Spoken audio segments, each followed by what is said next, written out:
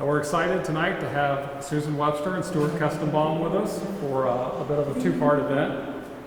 First, Susan and Stuart will talk about their current exhibition, Themes Seem to be Breaking, and then Stuart will treat us to a poetry reading. As with our other online events, we'll have time for questions at the end. Just type your questions into the comment section and I will read them here in the gallery. There's about a minute delay between us here in the gallery and the live feed, so I encourage you to type your questions in as you have them. Otherwise, if we get to the end, I may not see them all or be able to get to them all just because of the delay. Now a bit about our speakers.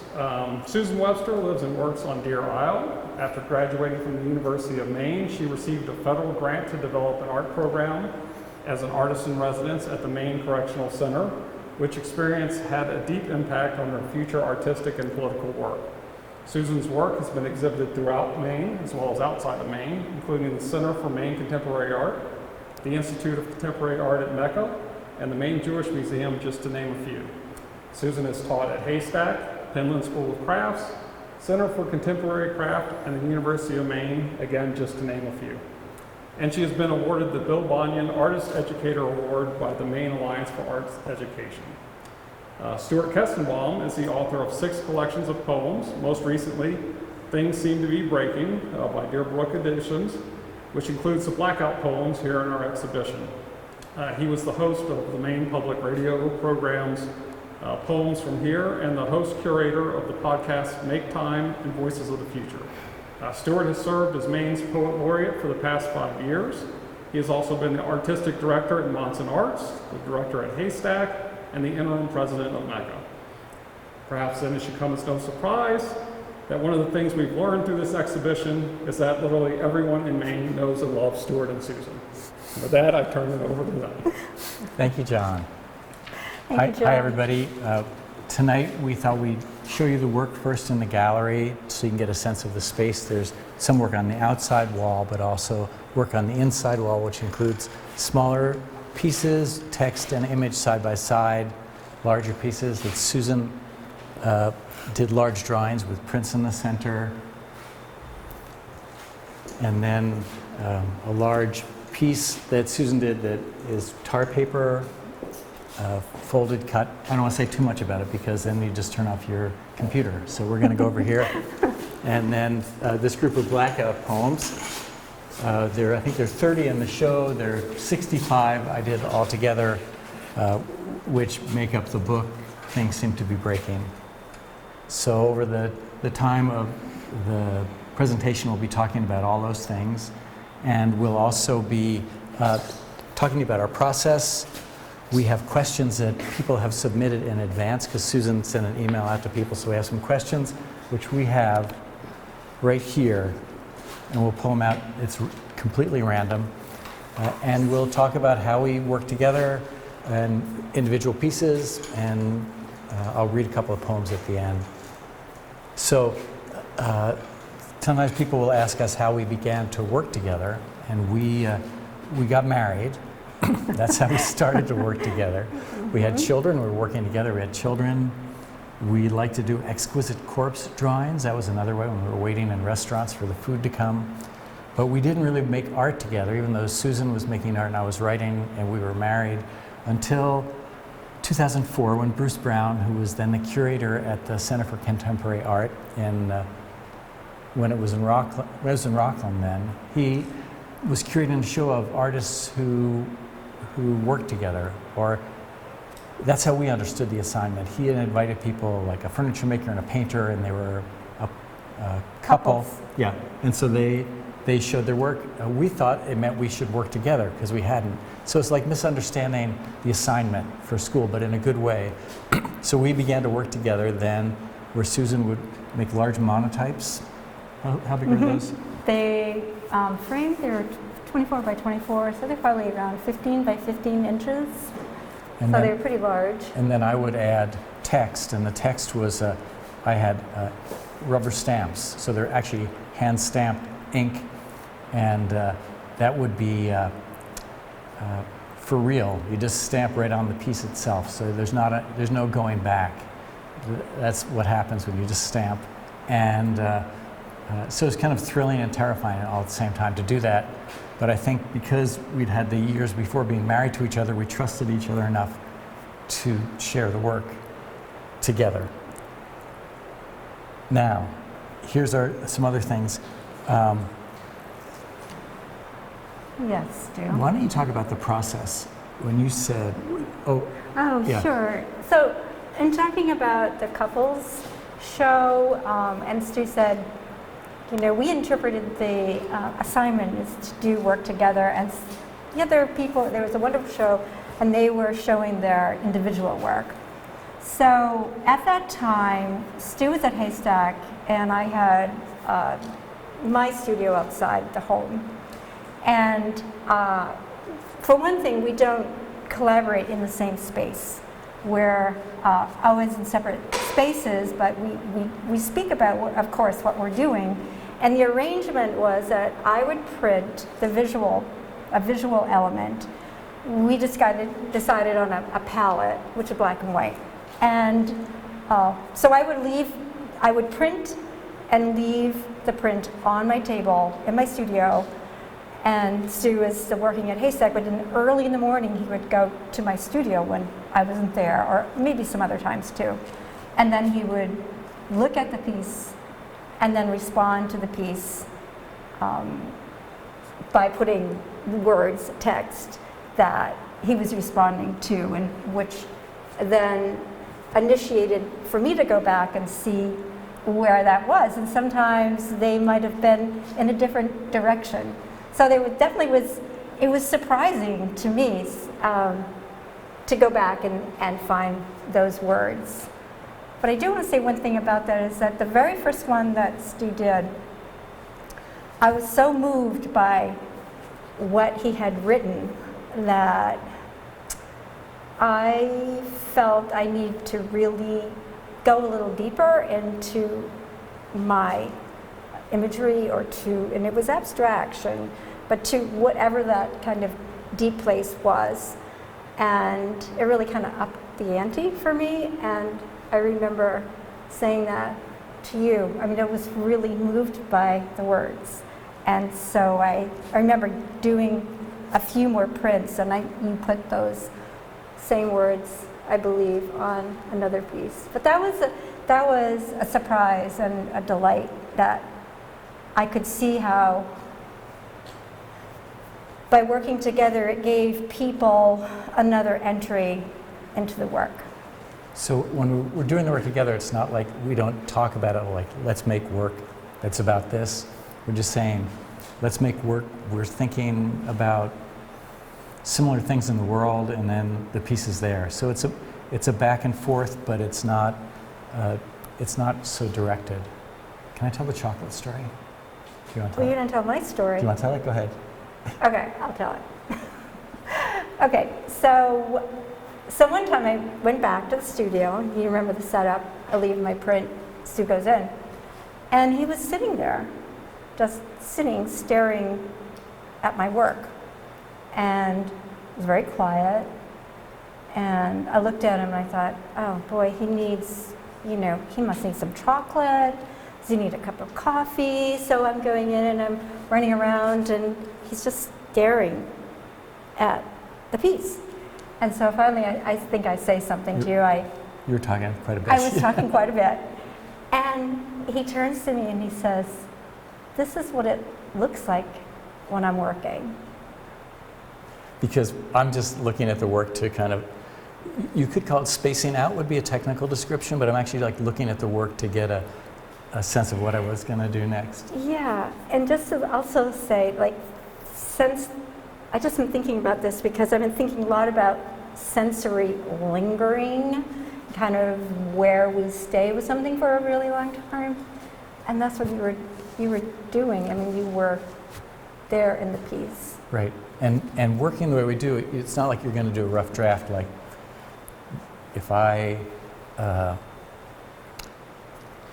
make a word there, that word's there. I can't go back and say, let's make another work and have a different word. So that those are kind of a framework we have to work within. Right. So and of the work in the show, that's one style of work.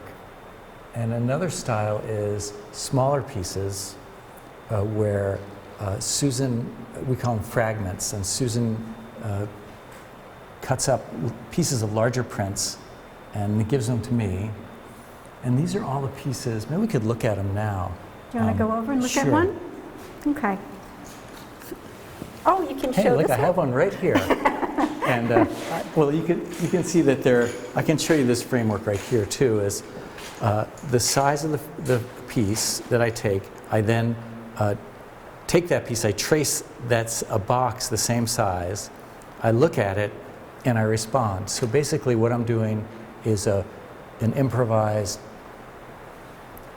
response to that work, and I do it I make dots with a Sharpie, a fine point Sharpie. So it's, while I don't consider myself an artist, it allows me as a poet to be very tactile with the work. I'm actually like doing it, and I like, sometimes it'll feel like with a Torah scribe, when they get to the end of a line, they have to justify a column, you stretch the letter a little bit.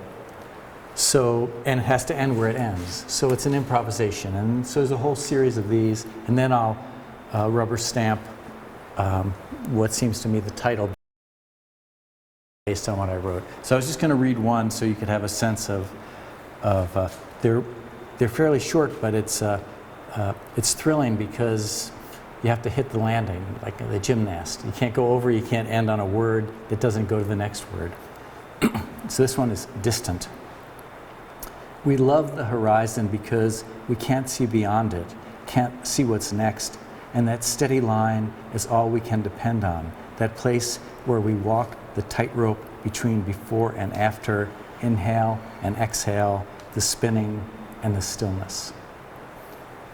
So they're all about that size and have titles like Drop, Glow, Heaven, Home, Field, Sing, and Asleep are the ones that are in the show. I think of them as almost kind of poetic specimens, as if I had looked at a slide or something. So that's one body of work.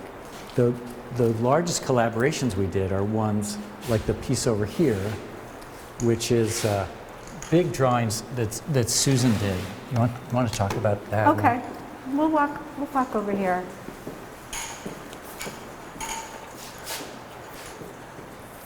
So within this process, I like to start with something on the paper.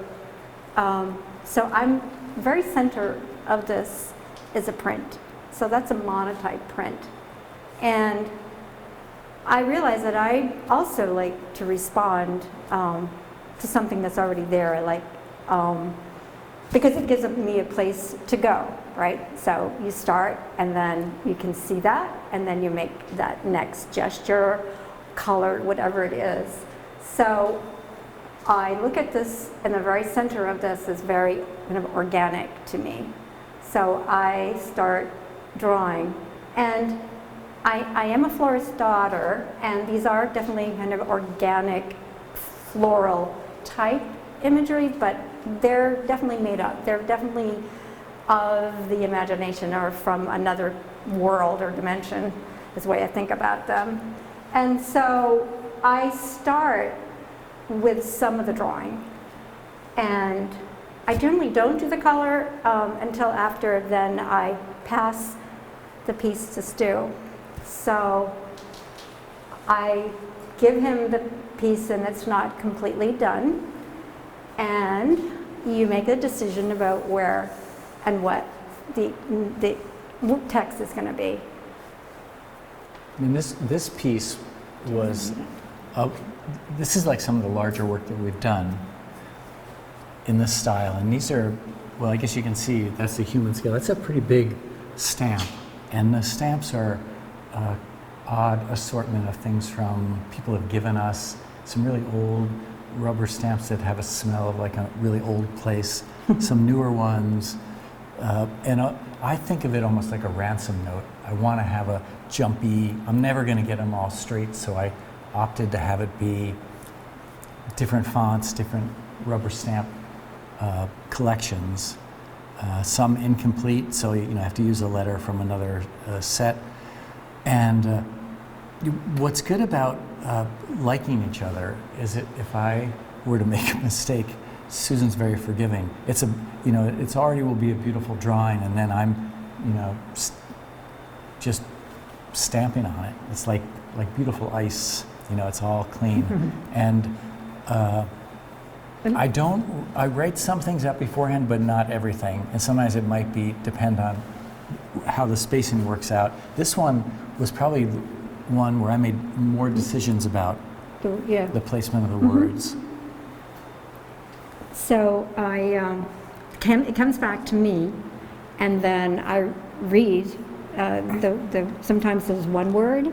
In this case, there are many words, and then I complete the piece, and the foot came into it, and I decide on the general composition that feels complete to me in the piece. So it's a back and forth, and in this case, so what he said is now going to influence how I complete the piece. Right, and what this actually says on it, I don't know if people can read it from where they are, but it says, we begin to hope, worry, awake, cry, jump, trip, wonder what to do, constrained as if by our own hearts to say yes, to mourn when we must, go, leap, jump, see stars, alight, alive, alive-o. And I don't think, I felt like a sea chanty when I got to the end, alive, alive-o, but I didn't know I was going to say that till I got to the end. And I think with most of the writing, I don't want to know what the end is going to be. I wanted to discover it through what I'm doing. So that's probably the most text that we've had on a piece.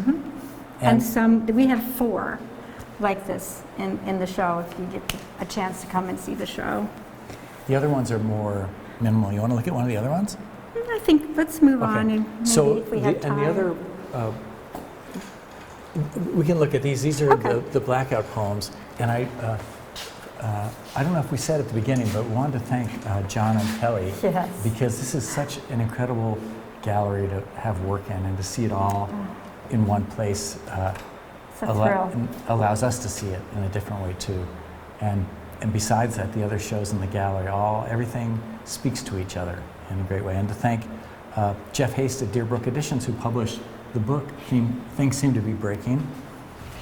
Soon to be here. So this is the book, and it's actually in the gallery. And so these Blackout Poems are all in the book in this way. So it's actually pretty close. It is. It's the same size as the image, so you get that experience. The way we began the Blackout Poems is, in addition to making art together sometimes, we also teach workshops together. And Susan and I were teaching at the Penland School, and Susan said, let's have the students do a Blackout Poem. We're combining words and images just to get people to think about language in a different way. I'd never done a Blackout Poem, although I secretly hoped that I would. And Susan made a template, which is that size. Exactly. And the students were doing it. Basically, you would black out words and make some sort of phrase or poetry out of it. So I thought I should work along with the students, because that's what a good teacher does, I guess. Or yeah, we both did. Yeah, because at least you're saying, I'm going to do it too. I'm not just making you do it. And I crossed everything out except for a phrase that said, a small pond. And then I realized I had rubber stamps with me, and I thought, well, that's Thoreau's dream, is a small pond. So I rubber stamped Thoreau's dream. And so I thought, I like this. It's kind of a call and response, and that's what begat this whole body of work, which started, Trumpish, had a Trumpish start and ended with, at least in this body, a COVID ending. So a darker time, but you can see some will be very, very minimal, like this one says memoir, and everything's blacked out except it says it was personal. And you can see a Trump sense to this, I believe. It says, to sleep through the night, and then I wrote, perchance to dream. So they're all, the blackout comes first, and then the title comes second. and I used a Sharpie marker, and I never thought of myself as a visual person, but thanks to the template, it framed it. And also Susan, this isn't a collaboration, having this format, which is 10 by 14, was Susan's suggestion. So it gives it a kind of air, I guess. And I use a Sharpie marker, try to hold my breath when I'm doing it. And I like so it's a very graphic look. I feel like I work for the CIA sometimes.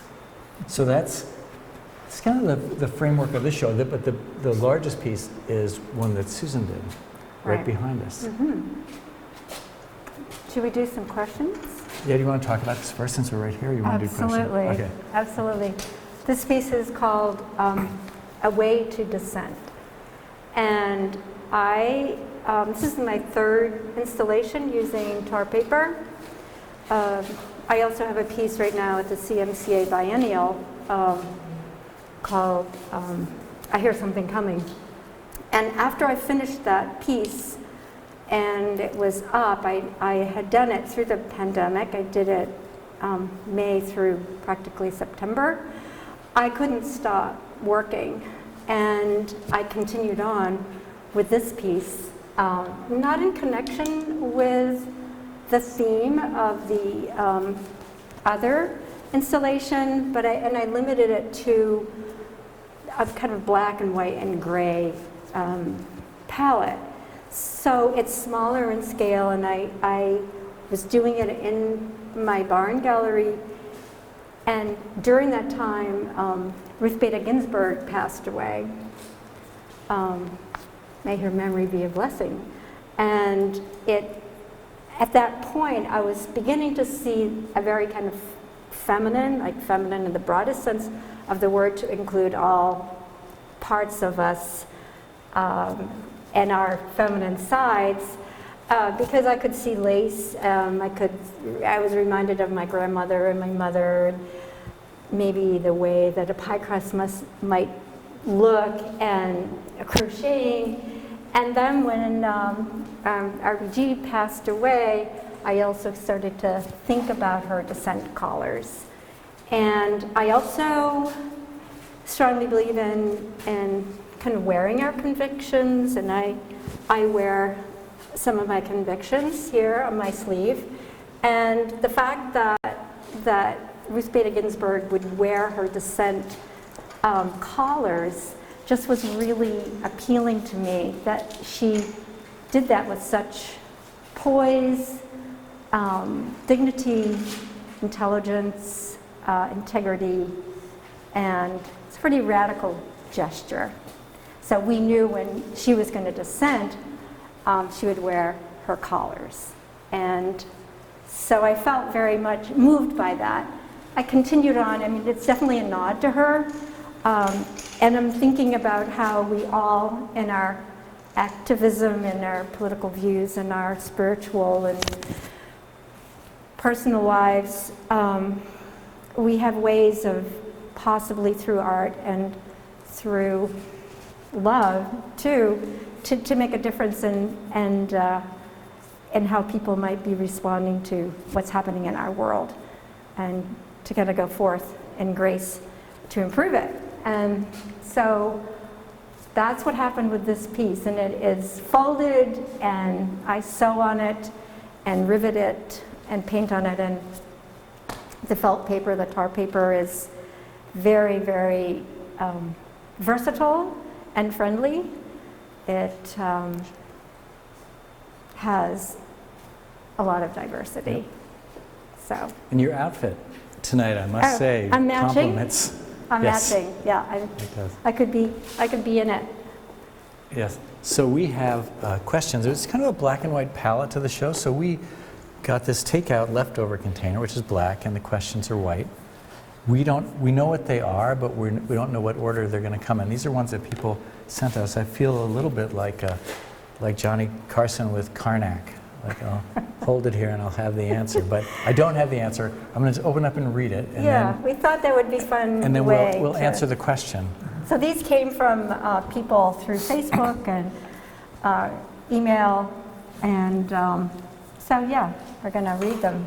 See where it goes. Yeah, this one is, Yeah. have either of you done collaboration with other artists or poets? Okay. Do you want to answer your part first? Or? Gee, I can go first. Why don't you go first? I've done a number of books with artists where it'll be my poems and artwork in limited editions. One with Nancy Manter and Sue Gosen. That's a letterpress edition with artwork by Nancy. Another one with Jan Owen and Amanda Dagener that are large calligraphy, handmade paper poems, but none are collaborations in the sense that I didn't know what I was going to do when I went in, and they didn't know what they were going to do. We kind of, they took my work and made it into something else. So in that way, no. Occasionally at Haystack, people would ask me to improvise with them and do things, and I might write something in response to their work, which I've done. And one of the poems I'm going to read tonight is written in response to somebody's work, but this kind of collaboration where we actually say, I don't know, it'd be really hard for me to think about doing it with somebody else, because it's a willingness to, it's pretty vulnerable. So Susan's the only person I've collaborated with this way. How about you? I would say the same. I mean, in the sense that I feel like my part and your part create the whole, and that becomes the piece. But I do like collaboration. I like the idea of the spirit of community and collaboration and inclusion and all of that. And where we live in Deer Isle, I have a barn that I also do spontaneous, kind of non-commercial events and happenings, so to speak. And I do like collaboration. One of the first things I did was I invited 75 people to do an exquisite corpse long drawing. And on pieces of paper, they were all the same size. I asked for it to be black and white. I pre-cut and put little marks on beginnings and ends of the sides of the paper and numbered all of them and sent them out to people that lived all over. And they came back together, and in our small, but actually, I mean, it's similar to this size. I put them up against the wall, and I didn't. So a lot of the people were in we have a lot of artists on Deer Isle Friends. A lot of them came to that unveiling, and I put up curtains. I didn't let anybody come in, and everybody was outside, and then we had like the unveiling of the piece. And two other things at the CMCA piece, There's Something Coming, I asked two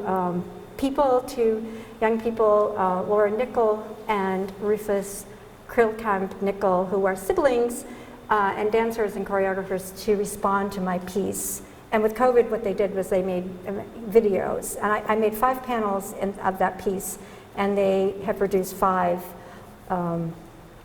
responses, 5 iterations themselves with movement. And so that's definitely an exciting collaboration for me. That was a proposal when I submitted my piece for the biennial. And I also have been, throughout the pandemic time, doing a collaboration with Claudia Brahms, who's a textile and mixed media artist who lives now on Fogo Island up there in the Labrador and Newfoundland. Yeah. And she's a textile artist, and she and her husband, Brahms Mount, they owned a business in Hollowell of blankets and Brahms Mount Textiles. Brahms Mount Textiles. But they're up there now, and she and I have been doing I guess Skyping or using, technology to collaborate in the studio with our practice. And that's a very different kind of collaboration, but it's been very exciting for me. And some of the things that we have done together have been very fruitful in terms of how I developed some of my tar paper. So, right.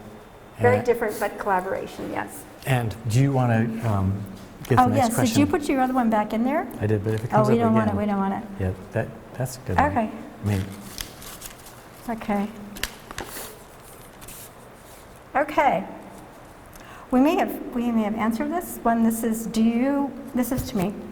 Do you play off Stu's poems, text, or does he use your image for his poem ideas, or does it work in either direction? We kind of covered that, Right. but it's, do you have anything more to say about that? I think it mostly works visual to written. It really hasn't Yeah. gone. We tried the other way, but it's the visual to written seems to work better. Okay, you Okay, go. next question. Next question. This is from a listener in Kansas. Did you find the work an attempt at resolving or expressing how you were feeling while you were working? I think, like, not about each other. About, well, you know, How about the couples? work that we did, Yeah. the very first work in 2004, we didn't talk about what it was going to be about. This was the work that was at CMCA, but my brother Howard had been killed on September 11th. And I think that morning, that grief was still visceral and present. And I think that was in the work. It wasn't, you know, there weren't images of the World Trade Center. It was just in the work, in that it was in us, and it came out that way. And in some way, I think that's how when we're working, it's like somehow we're feeling something about issues that we're talking about, and it comes out. And we've never argued about any of the pieces. We do have the right. Each of us can nix a piece if we don't like it. You know, we look at it and just say, I don't want that one. It didn't work out, and then we'll just take it out. But we don't say, oh no, you can't say that, or don't make that image. It feels like we try to honor each other's. It's like a relationship. Yes. Your turn. Okay. Is this fun? I think it's fun. Ooh, does Stu make visual work? You know, this was a question. We also were going to ask each other questions.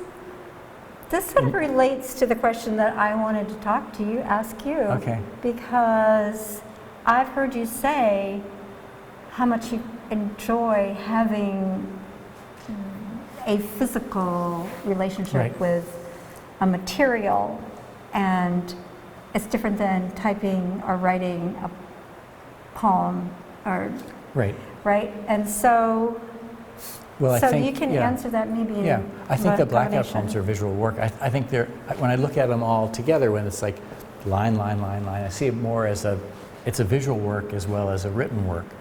And when I was director at Haystack for 27 years, I was often in studios where people worked in craft, and you know, I'm a writer, so I'd feel like there's something that was so great about like just watching somebody make 20 cups and then do something with them. It's like, you know, you didn't have to wait for inspiration to strike. You just had you made the cups, and the making dictated the next step. And it was a material, so it wasn't just like the cup. The cup is only tangible when it manifested when you make it. And so I began to just think of those materials, and then somewhere along the line began to see words as a material too, that they have a life. If you use a word well, there's so many words in English, and I've just forgotten all of them. But I can tell you that been studying Hebrew at the University of Maine this semester. I even have a maine.edu email address right now. And what I like about it is there's certain words in Hebrew where it means one thing in Hebrew. There's the word tamid, which means, you could say ner tamid, which means the eternal light that's in synagogues. But if you're having a conversation with somebody and says, do you eat ice cream? And you say tamid, it means always. And there just seems to me a big difference between always eating ice cream and the eternal light. And in Hebrew is only one word for that, and somehow you have to figure out where they are between. English has so many words that can use that, and if you use a certain word, it connotes a certain feeling, and that leads to another word. So a long way of saying that words are alive, and they carry with them a lineage that they have. There's a beautiful book by Lewis Thomas, a physician, called The Lives of a Cell, where he looks at kind of the genetic roots of words from its Indo-European roots and how it's traveled through languages. So I think words are a material. That was a really long way about visual work, but It just took you there. took me there. It's good. And that's actually how I think and how I write. Just what you heard right now. Okay, your turn. Okay. Okay.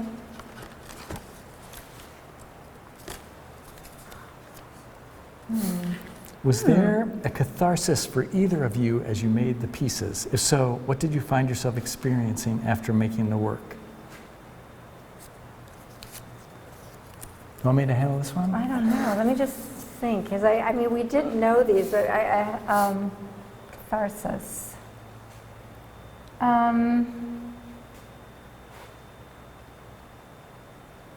I think, I think the catharsis for me continues to be about the material. So I think that's what I need to talk about. I mean, it's sort of like, catharsis is something when you're like almost purging too, right? Or something, I don't know. So for me, it's also like taking a step towards something that you don't know where you're going to go, and maybe that is always something that appeals to me, because I feel like if I'm discovering something along the way and it's new and exciting, then it may be something that I'm somewhere that is deep, or I'm touching upon something that I'm not always aware of. And I think that happens to me when I'm working with materials. Right. I think for me, with all writing, I think you can't be aware of where you're going to end up, because if you are, you're not going to be. It's like somebody telling a bad joke. You have to actually make a discovery within it, and to do that, you have to enter into some place that's unknown. You can't say, "Oh, hey, I'm going to make some art. It's going to go right here." You have to say, "I'm going to make some art. It's going to go somewhere. I'm thinking about people don't have enough to eat in the world. I'm thinking that I'm going to die. I'm thinking about what a beautiful day it is." Mm-hmm. And that's going to take you somewhere. And you can't know where the somewhere is. If you do, to me, then work is flat. You have to be willing to say, "Hey, I'm going somewhere." And I think in the work that we did, I think if we ever felt like it was a set piece. Like it's a set format, piece. Or formulaic. Then I think it would lose that. So I think, yeah. I was just thinking about also that this is funny, because this is the card, and I have it glued together, so it's a little confusing. But this piece is outside the building, outside this room, and this piece was part of. I finished during the pandemic, and before that, the words. I wasn't sure where to go with it, and this is part of, I think, related to this not knowing or knowing, or maybe when the time is right or something. But when I read this, in the air, adrift, first blush of spring, we're alive and kicking. I nearly wept. I found it in my files, and I hadn't done this piece because prior to that, it was a mystery to me as what to do, and I just couldn't stop thinking about what that meant to me, being alive and kicking. So this one became, coincidentally, the card too for this show.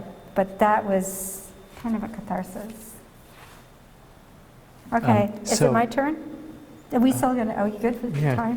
Yeah, so we have more questions here, but we also, if you're online now, the two people who are online watching us at this moment, you can send it to John, and John will have questions. Looks like he may have some. Oh, it looks like. Yeah, there's a couple that go back to the materials. Okay. So you got a specific question about the use of tar paper. Okay. And the choice to use tar paper, and then what materials you use on the tar paper. Okay. So that's one, and then, or it's actually a couple, and then there's been a couple about your Defend Row and your Lowware project, which have sort of been answered with links to your website in the comments, but still, if you could talk about wonderful. that, I think people are interested. Yeah. Okay, thanks. Okay. we'll go there. All right, so materials-wise, my first installation piece, I was invited to be in Institute of Contemporary Art in Mecca, a show that Lisa Hunter curated, and we were invited to create pieces for that space. It was a privilege to be chosen for that. And I knew I wanted to make something. I remember saying to Stu, I want to make something bigger than I am. And I wasn't sure what I was going to be. I started working with some materials. My brother had recently died, and I kind of just went to black. I just thought, I'll start, sort of like basic. And I wanted a lot of material. Now at Haystack, I know that people use tar paper in sculptural ways, and I knew it was a material that I didn't know anything about it.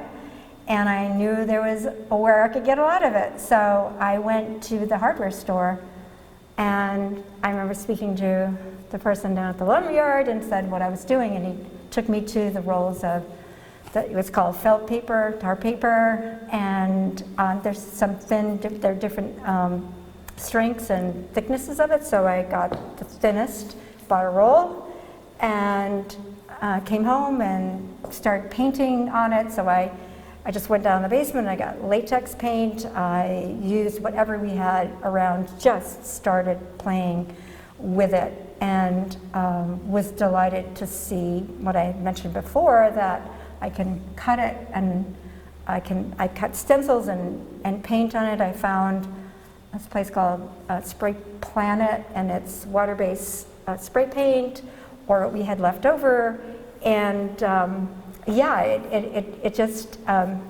maintains its integrity and is pretty long-lasting. So that's what I did. I started playing with it and was delighted that it works so well, and it keeps a crease, and you can rivet, punch it, and sew with it. And Defendro is a project that's on my website. It's I believe strongly in people's choices to make decisions about their bodies, and feel that that is something I'm willing to speak about to people. And if anyone is interested in having Defendro, it's a design that I made because I had a screen, and it was a certain size, and I just wound up putting it like that. So there's some variations. And what I'm doing now is asking people to send me their own clothing, because I feel like it's a collaboration. I'm not interested in selling these and marketing it. I feel like it's between you and me. I now have Venmo, which I need to put on my my website. But you would send me your clothing, give me $25, 40% goes to Planned Parenthood, and you give me the clothing of yours because it's your body, and all people, men and all people, can send them to me, and I decide where. You can ask, but I generally decide where it's going to go. I put them down on pants and sleeves, regular T-shirts, and so that's what that's about. So please contact me, and we can work something out. So we can do. Let's do some more. Like another question, then I'll Yeah. read a couple of poems, and I think that would. Okay. Yeah. That sounds good. Okay. So next question Okay. is a long one. Yeah.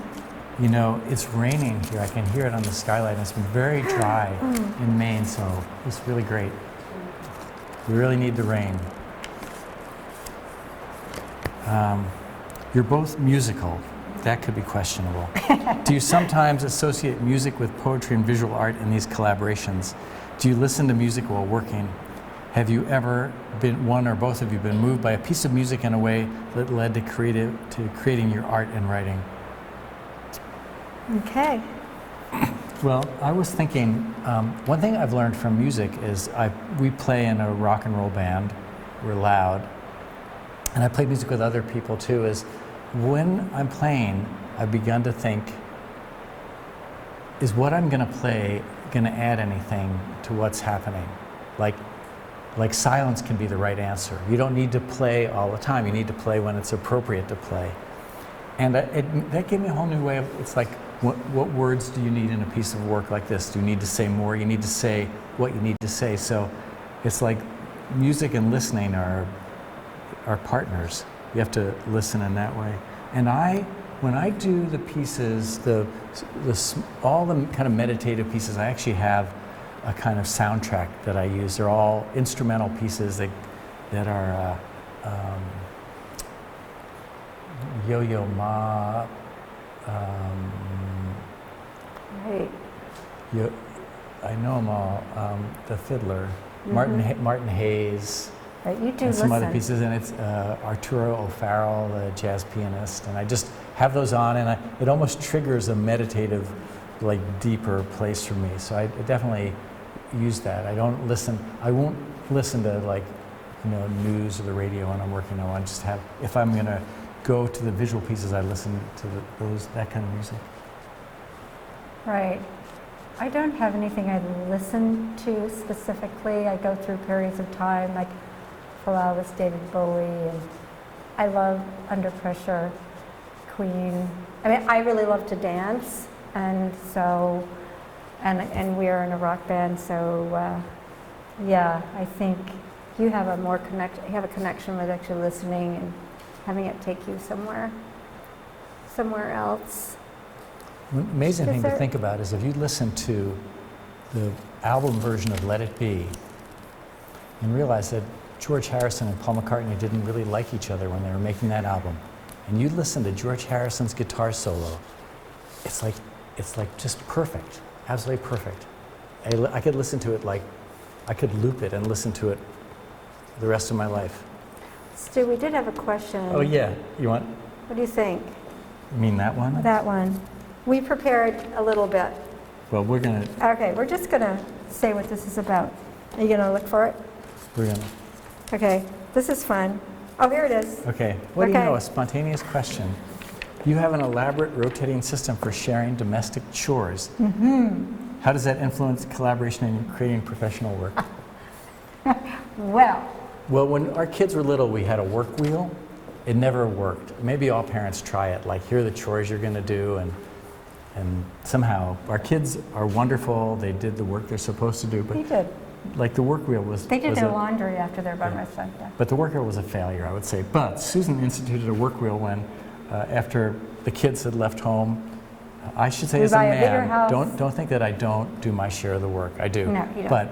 But it was less regular. So Susan, I introduced an idea that we list everything that needs to be done, and you really got into it. You were really into that list and started adding to it, and we realized we also, I think, have similar tolerances for clutter, mess, So we have a big house. The kids left, and we got a bigger house. And I have my studio there. That was another question. And you have your studio on the third floor, and mine's on the second. But we realized that if we're like, we're having some people over, back when that people could do that, which we'll be doing again, our company, we would run around and clean everything up. So anyway, we made a big list, and we really started dividing it up and thinking, this kind of works. So what I did, to answer the question, this is the elaborate wheel, and this is a photograph of it. It's bigger than this. And I just thought it would be fun to illustrate all the things. And we have these little tags that go in with our initials on it. And when you're done, you get to flip it and you get a little round circle. like a gold star. Like a gold almost. star. That means you're done.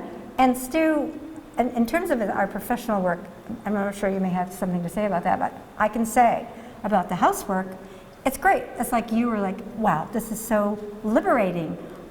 Today, this week is my job to do the first floor, vacuuming. Anyway, that's to answer the question that was asked, that yes, we do have that, and it works. Right. And it's a good, it's an equal opportunity work wheel. I love to make to-do lists and cross things off. That's true.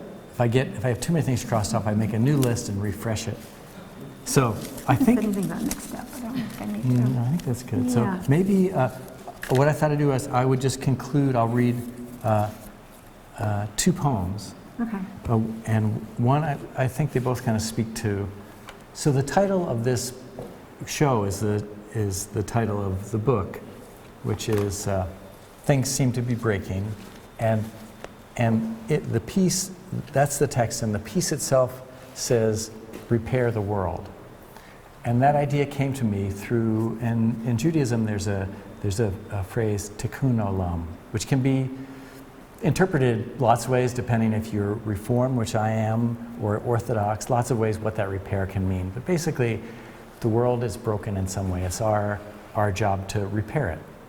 However, whatever gestures we can make to do that. And so I think we would envision our work as, we didn't get the whole world repaired today, but maybe you repaired one little bit of it. And if we all repair one little bit, then more has gotten repaired than we would have. And that's kind of the idea behind it. And I think that really influenced the work that we've done.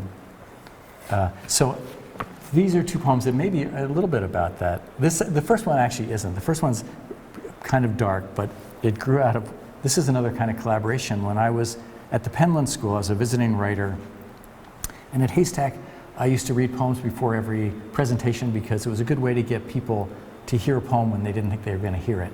And over time, they might begin to like poetry, and that's a better world if they do. And when I got to Penland, one of the teachers had been a teacher in workshops at Haystack and said, come read poems to my students. His name was Bob Ebbendorf, and I did. And he said, oh, Stuart, you're like a tinker.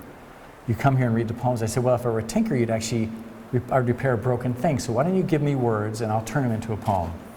So I'd go there, and his class would give me words, and I would have to make them into a poem. And which began a book of mine called How to Start Over. This is the title poem from that, and here are the words that I was given. Pinhole camera, sharks, deteriorating, evergreen, silky, sleep, cement, row, serendipity, flight, moonbeam, gawk, thistle, satisfaction, worth, and conflagration. How to start over. We knew that things were deteriorating.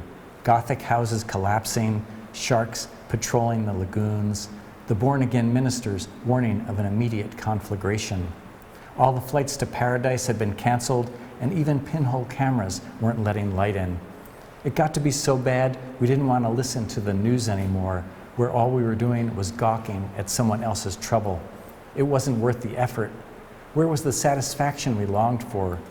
We couldn't sleep, so would spend all night watching the full moon's beams cement themselves to the silky water and travel for miles on the waves. Someone was rowing along the shore, and in the silver light, the evergreens were shaking slightly. At the edge of the forest, the thistles were attaching themselves to the fur of animals. What serendipity to hitch a ride to your future. And then this last poem, I think this is the I think this is the end.